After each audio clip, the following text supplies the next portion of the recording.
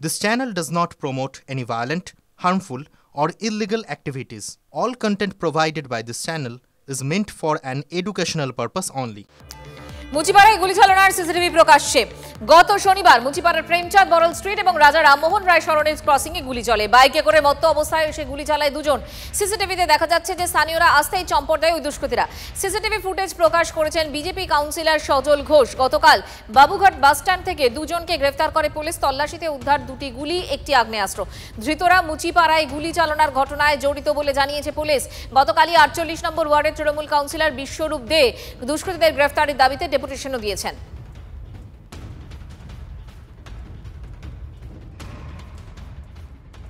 Trinamool, police, সমাজ বিরোধী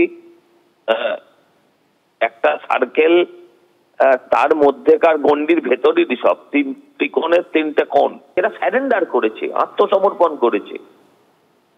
ও যে বাবা আমি এখন কয়েকটা দিন সেফ কাস্টডিতে থেকে যাই। বাবুঘাটের গল্পটা নাটক। বাবুঘাটের গল্পটা যে পুলিশ ওঁত পেতে ছিল, ঝাঁপিয়ে পড়লো, জাল পেতে রেখেছিল, জালে এসে গেল, ধরা পড়লো, এসবগুলো নাটক। এগুলো হচ্ছে পুরোটা সাজানো নাটক, পুরোটা গট-আপ গেম, মানুষকে বোকা বানানোর একটা খেলা, এছাড়া আর কিচ্ছু না।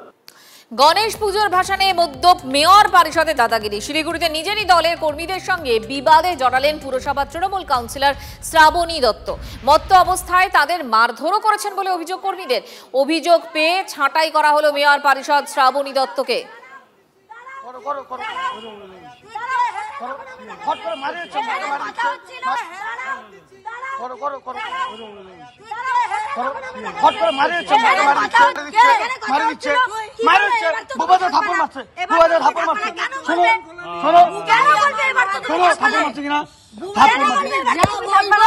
আমার ব্যাপার মদ্যপ অবস্থায় ছিলেন। আর হচ্ছে এসো ভাই, চেটেপুটের সামনে সিসিটিভি ক্যামেরা আছে, আপনারা চাইলে দেখতে পারেন আমরা কি অবস্থায় ছিলাম আর কাউন্সিলর কি অবস্থায় ছিলেন। পুর নিগমের মেয়র পরিষদ থেকে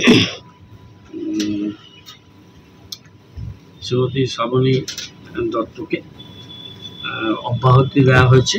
দলের নির্দেশে এটা করেছে। ঘটনাটা অনভিপ্রেত এবং অবাঞ্ছিত ছিল।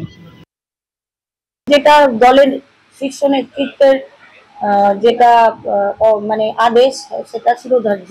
আমি দলের কর্মী হিসাবে এখনো নিজেকে মনে করি আমি মমতা ব্যানার্জির সৈনিক। উনার আদর্শ অনুপ্রাণিত হয়ে দল জয়েন করেছিলাম। কিছু আক্ষেপ না, আমি শুধু একটাই চেয়েছিলাম যে পুরোটা খতিয়ে দেখা হোক, পুরো ব্যাপারটা খতিয়ে দেখা হোক। ওখানে অনেক বহিরাগতরা ছিল, তো দলীয় চক্রান্ত না, অনৈতিক কাজে বাধা দেওয়ার চক্রান্তে